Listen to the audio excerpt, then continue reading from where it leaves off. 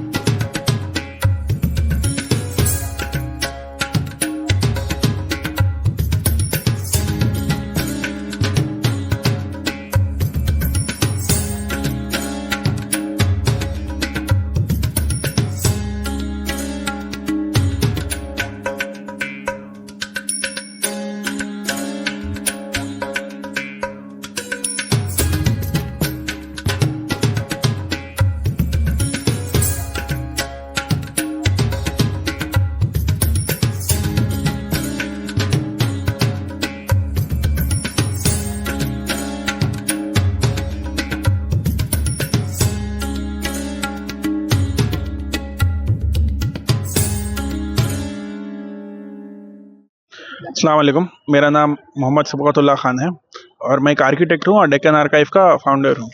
आज हम उस्मानिया यूनिवर्सिटी के आर्ट्स कॉलेज के सामने खड़े हुए हैं। आपको मेरे पीछे जो ये बिल्डिंग दिख रही है बेहद खूबसूरत ग्रेनाइट की, ये बनाई गई थी आसिफ जाह साहब उस्मान अली पाशा के दौर में, और इसकी ख़ास बात यह है कि इसका आर्किटेक्चर कई अलग अलग जगहों से लेकर बनाया गया है। इसका जब पहले सर अकबर हैदरी के दौर में इसका जो ये क़ायम की गई थी यूनिवर्सिटी, उसके बाद यहाँ के स्टेट आर्किटेक्ट्स को ख़ुसूस उस तौर पे ज़ैन यार जंग जो थे नवाब, और जो स्टेट आर्किटेक्ट थे उनको भिजाया गया था तकरीबन पूरी दुनिया के टूर पे कि आप जाके देख के आइए और सबसे बेहतरीन यूनिवर्सिटी के वास्ते जो आर्किटेक्चर इस्तेमाल हो सकता है वो ढूंढ कर लेके आइए। तो वो गए अमेरिका के दौरे पे, यूरोप के दौरे पे, लेकिन जब वो वापस लौट रहे थे तो इजिप्ट में, मिस्र में, कायरो के पास एक हेलियोपोलिस होटल है। वो होटल के आर्किटेक्ट से मिले जिसका नाम अर्नेस्ट जास्पर था।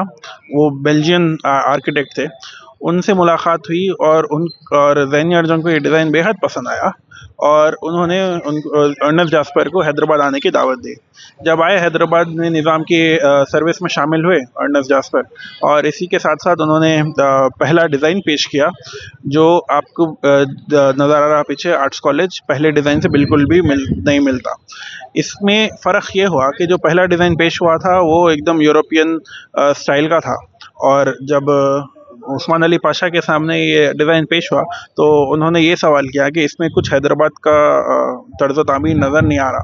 तो इसके बाद, इस मुलाकात के बाद इसका डिज़ाइन चेंज करके अगर आप देखेंगे तो इसके ग्राउंड फ्लोर पे जो है अजंता और एलोरा के आपको एलिमेंट्स, आर्किटेक्चर के पिलर्स मिलेंगे, और पहले लेवल पे जो आपको फर्स्ट फ्लोर पे मिलेंगे वो है इस्लामी आर्किटेक्चर की तर्ज़ तामीर के मिलेंगे। फिर जो मेन दरवाज़ा है, मेन ईवान है, वो मिस्री और पर्शियनेट यानी कि ईरान के आर्किटेक्चर की आपको वो खसूसियात मिलेंगे। इसके नीचे बेहद खूबसूरत बेसमेंट एक है, और अंदर अगर आप जाएंगे तो एक गुम्बद है जो आपको बाहर से तो नज़र नहीं आती लेकिन सिर्फ अंदर से नज़र आती। इस गुम्बद को छुपाने का मकसद ये था कि उस्मान अली पाशा ने ये चाहते थे कि बिल्डिंग का आर्किटेक्चर सेक्युलर लगे और इसको आप कोई बाहर से देखकर ये ना समझे कि ये एक इस्लामी इदारा है या मजहबी इदारा है, ये सिर्फ एक तालीमी इदारा है।